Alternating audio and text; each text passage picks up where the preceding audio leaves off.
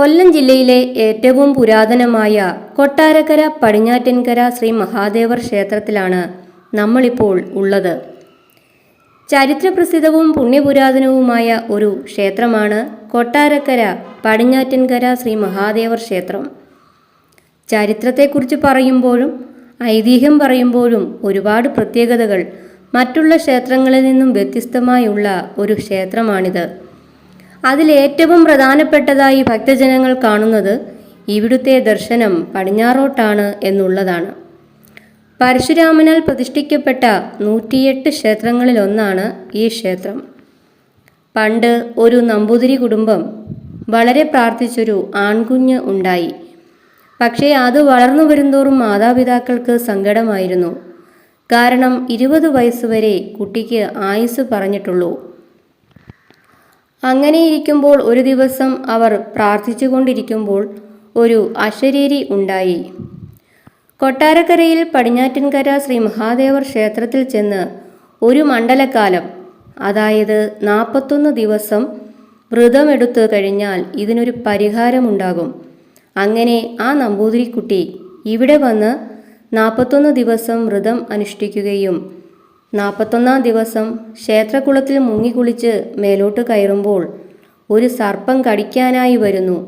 ഓടി വന്ന് തിരുനടയിൽ സാഷ്ടാംഗം പ്രണമിക്കുകയും ആ സമയത്ത് എവിടെ നിന്നോ ഒരു ഗരുഡൻ വന്ന് ഈ സർപ്പത്തെ കൊത്തിയെടുത്ത് പറന്നു പോകുകയും ചെയ്തു എന്നാണ് പറയപ്പെടുന്നത്.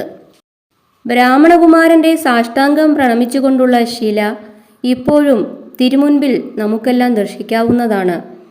സർപ്പത്തിനെ കൊത്തിയെടുത്തുകൊണ്ടു പോയപ്പോൾ ആ സർപ്പത്തിൻ്റെ ഉടൽ വീണ ഭാഗത്താണ് ഉടയൻകാവ് എന്നറിയപ്പെടുന്ന സർപ്പക്കാവ് ഉള്ളത്.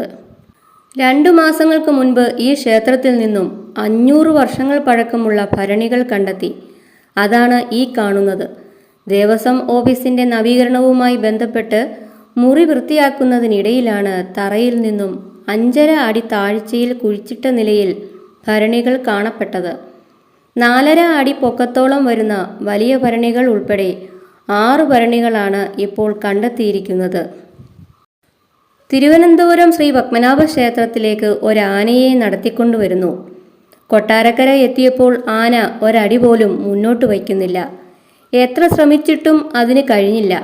ഉടൻ തന്നെ ജ്യോതിഷികളെ വരുത്തി ചോദിച്ചപ്പോൾ പറഞ്ഞത് ഇത് പടിഞ്ഞാറ്റിൻകര ശിവക്ഷേത്രത്തിൽ നടക്കിരുത്തേണ്ട ആനയാണ്, അതേയുള്ളൂ ഇതിന് പരിഹാരം. അങ്ങനെ നടക്കിരുത്തപ്പെട്ട ആനയാണ് ഐതിഹ്യമാലയിലുമൊക്കെ ഇടം കൊണ്ടിട്ടുള്ള പ്രസിദ്ധമായ കൊട്ടാരക്കര ചന്ദ്രശേഖരൻ എന്ന ആന. അതും എടുത്തു പറയേണ്ട ഒരു പ്രത്യേകത തന്നെയാണ്.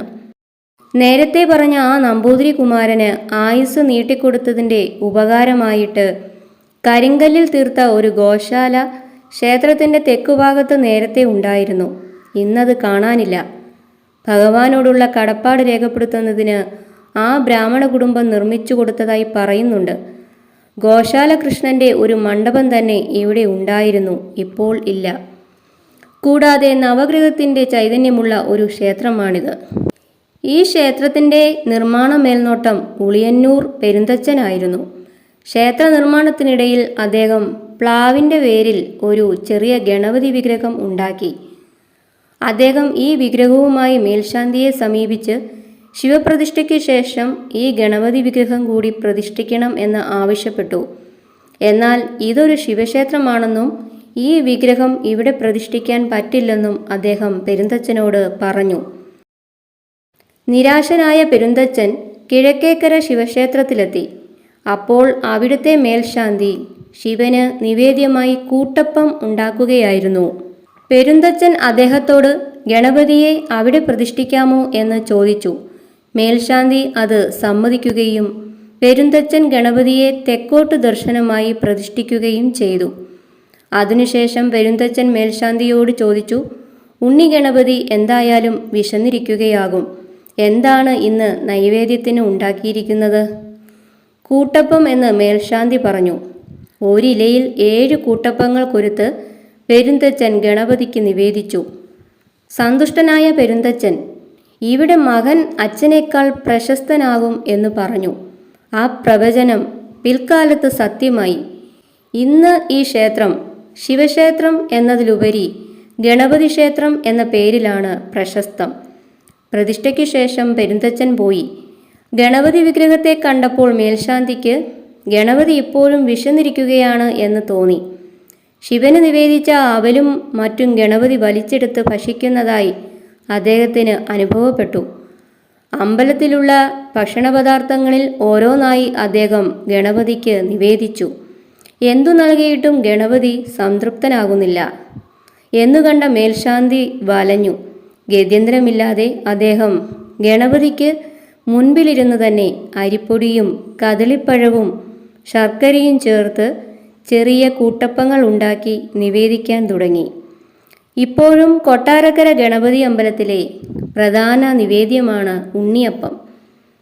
കൊട്ടാരക്കര ഗണപതി അമ്പലത്തിൽ വരുന്നവർ ആദ്യം പടിഞ്ഞാറ്റിൻകര ശിവക്ഷേത്രത്തിൽ പോയി ദർശനം കഴിഞ്ഞു വേണം ഗണപതി അമ്പലത്തിൽ വന്ന് ദർശനം നടത്താൻ എന്ന് പറയപ്പെടുന്നു. അങ്ങനെ ഞങ്ങളും പടിഞ്ഞാറ്റിൻകരയിൽ നിന്നും കൊട്ടാരക്കര ഗണപതി അമ്പലത്തിൽ വന്നു ദർശനമൊക്കെ നടത്തി തിരികെ പോരുന്നു. അടുത്ത വീഡിയോയുമായി നമുക്ക് വീണ്ടും കാണാം. നമസ്കാരം.